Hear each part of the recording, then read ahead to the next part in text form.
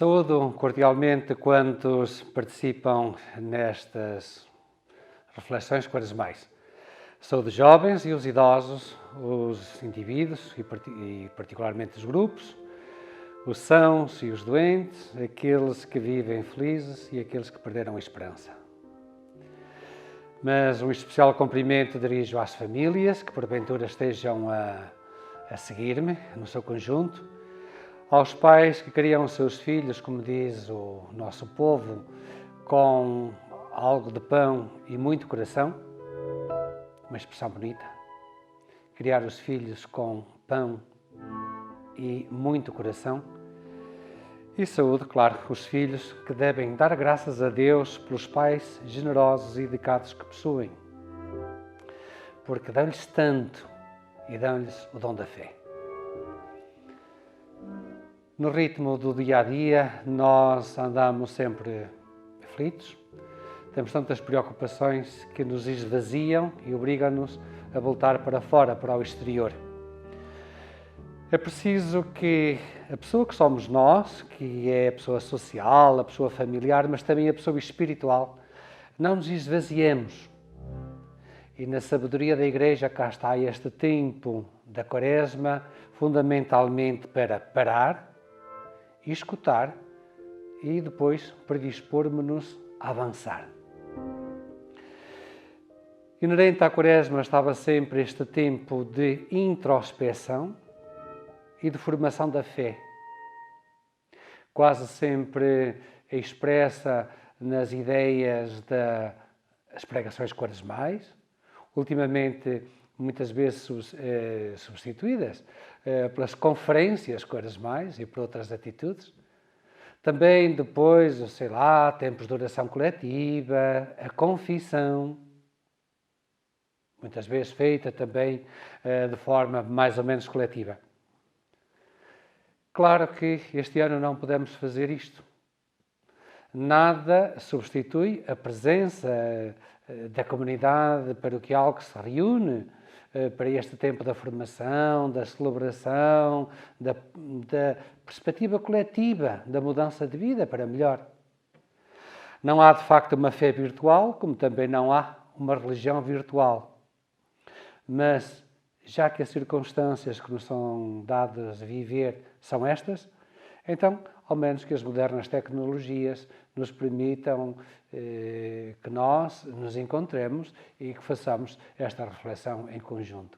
Isto é, este vídeo é um meio para nos ajudar a sintonizar com este tempo especial que nós estamos a viver. A nossa equipa de coordenação pastoral propôs para a nossa Diocese do Porto que vivêssemos este tempo da Quaresma sob a perspectiva da aliança. Quer eu, quer os senhores bispos que comigo me ajudam a dinamizar esta Diocese do Porto, vamos segui-las. E eu hoje, em concreto, vou situar-me nos fundamentos da aliança e também nas suas implicações pessoais e até cósmicas que esta aliança estabelecida de Deus conosco acarreta para a nossa vida e para o nosso mundo. Conhecemos os fundamentos bíblicos, que são contados logo a partir do livro do Gênesis. Diz que Deus começa a sua obra de criação. E fala-se em dias, isto é, períodos de tempo, no primeiro dos quais Deus cria dois grandes luzeiros. Um para presidir ao dia, outro para presidir à noite. E depois disse assim, veio uma tarde, veio uma manhã. Foi o primeiro dia, e Deus viu que era muito bom. Pois no segundo dia, separa as águas que estão por cima, isto é, as nuvens, sem água não haveria vida na terra, e as águas que estão por baixo, as águas que cobriam a face da terra. E disse outra vez, e Deus viu que era muito bom. E assim se repete esta expressão durante 6 vezes, tantas quantas os períodos da criação. Quer dizer, neste livro de Gênesis, acentua-se que a obra de Deus é boa, porque de um Deus bom só podem vir produtos de bondade. É boa a terra, é boa o é bom, todo o enquadramento e todo o âmbito, e é bom fundamentalmente o homem e a mulher, a pessoa humana. Só que, curiosamente, neste mesmo livro do Gênesis, começa logo a falar-se da desagregação, da revolta contra Deus. A primeira é de Adão e Eva, que não obedecem ao mandamento de não comer o fruto daquela árvore, uma metáfora, como nós sabemos. A segunda revolta é da própria natureza. Diz que a serpente maliciosa tenta, engana. A partir daí, a terra não produz aquele fruto que Adão e Eva esperavam que produzisse. Entra a morte, a dor, a própria mulher vai ter os seus filhos na dor. Quer dizer, parece que tudo se revolta, tudo passa do positivo para o negativo. E a grande revolta depois é introduzida a nível da fraternidade que era vivida e que a dado momento se quebra. Caim mata o seu irmão Abel. Quer dizer, no contexto desta revolta e do mal que se instaura no mundo, entra aquela noção que nós chamamos, a nível religioso, de o pecado. À maneira humana, disse que Deus que se arrependeu de ter criado o homem e a natureza, porque criou com uma finalidade e, afinal, essa finalidade foi contradita. Essa finalidade foi, de alguma maneira, alterada para o mal. Mas Deus não acaba nem com a humanidade, nem com a natureza. Recria-a, torna-a nova. Como? Escolhe uma pessoa, e é logo dentro dos primeiros capítulos, a partir do capítulo 6 do livro de Gênesis, que se fala disto, um homem bom, chamado Noé, definido como homem justo e perfeito, justo, isto é, temente a Deus, para a partir dele dar início a uma nova humanidade nascida à maneira de Noé. Se ele é justo e perfeito, esta humanidade vai ser uma humanidade justa e uma humanidade de perfeição. Depois entram alguns pormenores que conhecemos na história de Noé, que também tem o seu simbolismo, que há um dilúvio, talvez um possível acontecimento local que o autor sagrado depois transporta para a categoria de universal, talvez uma inundação lá na Babilónia daqueles rios Tigre e Eufrates, que eram frequentes essas inundações, e porventura terá sido muito violenta num determinado ano, terá levado tudo na frente, e que o autor sagrado, que depois não fazia viagens de avião, não é? Não conhecia o mundo, e por isso mesmo imaginou que tinha sido a totalidade do universo que tinha como que desaparecido naquele dilúvio, menos um único casal, um casal bom, que era o de Noé, da sua esposa e dos seus filhos. Depois fala-se da arca que Deus manda construir, é uma espécie de narração hiperbólica, exagerada, pois, por maior que a arca fosse, não caberiam lá todos os casais dos animais do mundo, mas é para acentuar a grandiosidade, como também a grandiosidade da obra de Deus. Seja como for, é nesta barca que se reza, porque lá no relato bíblico disse que este era um casal e uma família temente a Deus, que todos os dias fazia oração e que fazia inclusivamente sacrifícios. Portanto, a arca, de alguma maneira, é uma arca-igreja, é uma arca-templo. Simboliza, de alguma maneira, a igreja que nós formamos e aquilo que depois nós viríamos a chamar a arca de Pedro. É com esta humanidade, Noé e sua família, salva então do dilúvio, que Deus quer fazer uma reconciliação definitiva. Que Deus quer fazer uma humanidade nova. Que Deus quer fazer uma aliança. E sobre o tema desta aliança, gostava de ler uma passagem de uns 4 ou 5 versículos escritos na temática da linguagem e da mentalidade típica daquela altura, muitos séculos, muitos, antes de Jesus Cristo, mas que dão-nos alguns elementos para reflexão. Diz assim: a seguir, quando as águas baixaram e, portanto, a arca aterrou, e Noé, a sua família e os animais puderam sair, a seguir, Deus disse a Noé e a seus filhos: vou estabelecer a minha aliança convosco, com a vossa descendência futura, somos nós, e com os demais seres vivos que vos rodeiam, as aves, os animais domésticos, todos os animais selvagens que estão convosco, todos aqueles que saíram da arca. Estabeleço convosco esta aliança: não mais criatura alguma será exterminada pelas águas do dilúvio, e não mais haverá outro dilúvio para destruir a terra. E Deus acrescentou: este é o sinal da aliança que faço convosco, com todos os seres vivos que vos rodeiam, com as demais gerações futuras. Colocarei o meu arco nas nuvens, o arco-íris, para que seja um sinal da aliança entre mim e a terra. Algumas ideias que podíamos retirar aqui desta aliança. Primeiro, Deus está com a humanidade. Deus compromete-se com a humanidade. Segundo, está a nível do coração. Quando se fala em aliança, pensamos imediatamente numa dimensão afetiva, típica, por exemplo, da aliança matrimonial. Depois, até se simboliza isto com um sinal do arco-íris, uma espécie de grande anel que Deus coloca no seu dedo e no dedo da natureza, no dedo onde a humanidade pôs aos seus pés.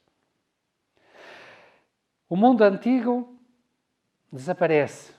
O mundo do pecado, antes do dilúvio, desaparece. Depois surge algo de novo, de valioso, de bom, de justo. A Igreja sempre viu nestas águas do dilúvio o símbolo ou a metáfora das águas do batismo, que também elas fazem com que o velho, o passado, desapareça e uma nova vida, uma novidade de vida surja a partir daquele momento. Então, agora, concentrarmos sobre o batismo, pois a história de Noé para nós tem interesse exatamente enquanto prefiguração do batismo. Quando nós escutamos os relatos que nos falam dos primeiros batizados na comunidade crente cristã, a seguir ao acontecimento pascal de Jesus, à sua morte, à sua ressurreição, ao subir ao céu, à sua ascensão, diz-nos que os primeiros convertidos foi exatamente no dia de Pentecostes. Pedro e os outros apóstolos recebem o Espírito Santo, estavam lá no cenáculo, cheios de força, vêm cá para fora, falam e dizem fundamentalmente e argumentam longamente: aquele Senhor Jesus de Nazaré, que os nossos chefes mandaram matar, está vivo. E nós testemunhamos que Ele continua conosco. E isto começa a comover os corações de muita gente que escuta. Começa a ser uma mensagem que chega ao coração, não só à inteligência, e que modifica as atitudes e a maneira de perceber daquela gente. E perguntam então a Pedro e aos outros: senhores, que devemos fazer? A resposta: convertei-vos e pedi o batismo. E diz-nos o livro dos Atos dos Apóstolos: e naquele dia foram batizados cerca de 5.000 dos primeiros aderentes à fé cristã. Quer dizer, Pedro prega, os ouvidos escutam uma novidade, nós chamaríamos uma fé. Esta fé trabalha a inteligência e trabalha fundamentalmente o coração, e a pessoa torna-se crente e pede o batismo. Hoje, habitualmente, batizamos as crianças pequenas, mas comprometemos-nos a iniciá-las na fé cristã. Por isso é que até se fala do batismo como o primeiro sacramento da iniciação cristã. É desta interligação fé-batismo que depois deriva, ou deveria derivar, a especificidade da fé crente. É esta certeza de que Deus está conosco e está ao nível de uma aliança. Deus estabelece então uma aliança que é exatamente uma aliança de simpatia, de compromisso, mas também, de alguma maneira, de exigência futura. Gostava de acentuar algumas consequências desta aliança estabelecida no nosso batismo. Primeiro que tudo, nós não fazemos alianças com ideias, nem com ideologias. Não nos comprometemos com uma ideia vaga. A aliança é com uma pessoa. Como diria o Papa Bento XVI, numa frase que se tornou célebre, no princípio está a nossa adesão à pessoa de Jesus Cristo. Depois daí é que derivam muitas coisas. Segundo lugar, da fé, então, é que depois se vai originar uma específica forma de pensar, uma específica ligação à instituição que acolhe também os outros crentes, que é a Igreja, e a maneira de percebermos as virtudes da esperança e a virtude do amor ou da caridade.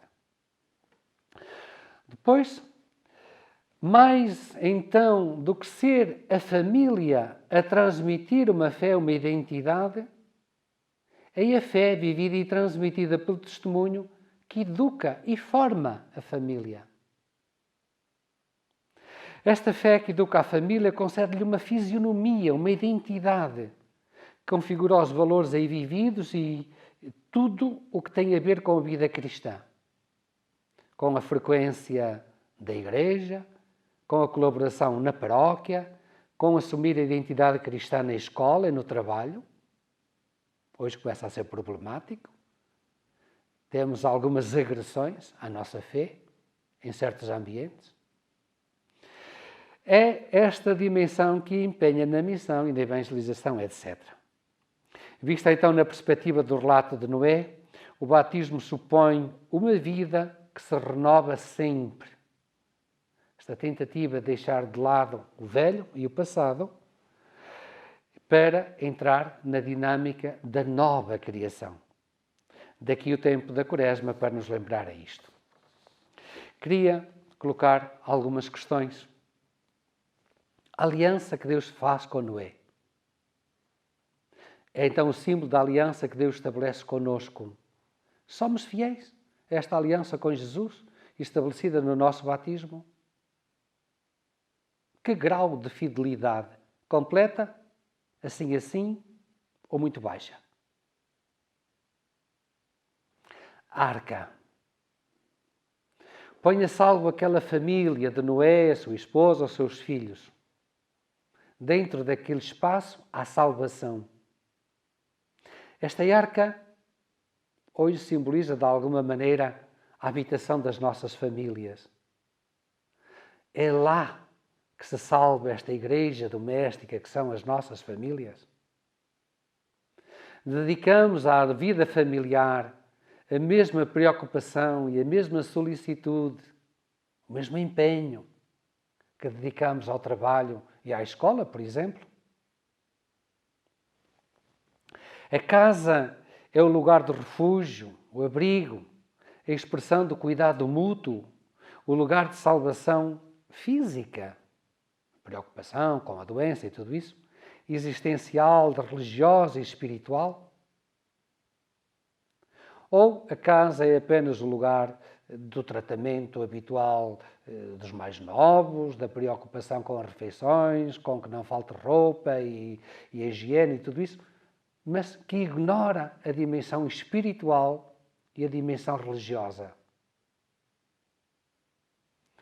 Como vivemos harmonicamente estas dimensões todas? Somos capazes de as harmonizar? Harmonizamos o convívio, as refeições, o espaço da brincadeira, o sentirmos-nos bem na família, com a dimensão espiritual e a dimensão religiosa? É também o lugar de onde arranca esta preocupação com os outros, com as casas dos outros, com as outras arcas de Noé, ao lado da nossa arca de Noé, nas quais muitas vezes há sofrimento, particularmente neste tempo,